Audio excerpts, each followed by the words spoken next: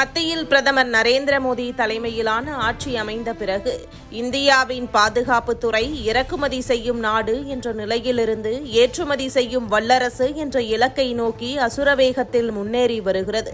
இதற்கு மிகச் சிறந்த சான்றாக ஹைதராபாத்தைச் சேர்ந்த ஒரு முன்னணி தனியார் பாதுகாப்பு நிறுவனம் சுமார் 208 கோடி ரூபாய் மதிப்புள்ள மாபெரும் சர்வதேச ஏற்றுமதி ஆர்டரை பெற்று ஒட்டுமொத்த உலகையும் இந்தியாவின் பக்கம் திரும்பி பார்க்க வைத்துள்ளது.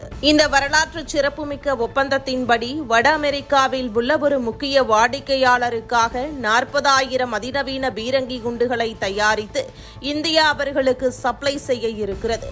வல்லரசு நாடுகளுக்கே சவால் விடும் வகையில் இந்திய மண்ணில் தயாரிக்கப்படும் பீரங்கி தளவாடங்கள் சர்வதேச சந்தையை ஆக்கிரமிக்க தொடங்கியிருப்பதும் நம் நாட்டுக்கே பெருமை சேர்க்கும் மாசான விஷயமாகும். மோடி அரசின் மேக் இன் இந்தியா மற்றும் பாதுகாப்பு துறையில் சுயசார்பு ஆகிய தொலைநோக்கு கொள்கைகள் இன்று வெறும் முழக்கமாக இல்லாமல் களத்தில் இத்தகைய பிரம்மாண்ட வெற்றிகளாக உருவெடுத்துள்ளன. கடந்த காலங்களில் சிறிய ரக துப்பாக்கிகள் மற்றும் உபகரணங்களை மட்டுமே ஏற்றுமதி செய்து வந்த இந்தியா இன்று உலகத்தரம் வாய்ந்த கனரக பீரங்கி குண்டுகளையும் அதிநவீன ஆயுதங்களையும் உலக நாடுகளுக்கு விற்கும் நிலைக்கு உயர்ந்துள்ளது.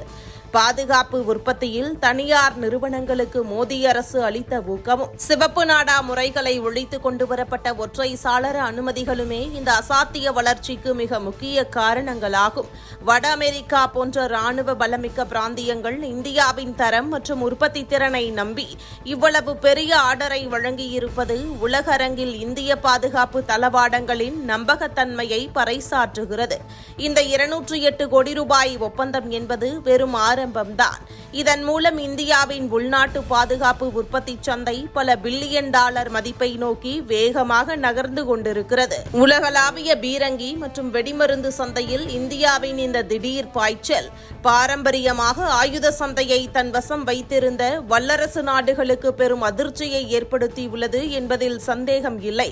பிரதமர் மோடியின் வலுவான பாதுகாப்பு மற்றும் வெளியுறவு கொள்கைகளின் விளைவாகவே இன்று இந்திய தயாரிப்புகள் சர்வதேச சந்தையில் இவ்வளவு பெரிய வரவேற்பை பெற்று மிக குறுகிய காலத்தில் சாதிக்க முடிந்துள்ளது. இனி வரும் காலங்களில் உலக பீரங்கி மற்றும் ஏவுகணை சந்தையின் தவிர்க்க முடியாத ஒற்றை பேரரசாக இந்தியா உருவெடுக்கும் என்பதை இந்த மாசான செய்தி மிக தெளிவாக உறுதிப்படுத்துகிறது.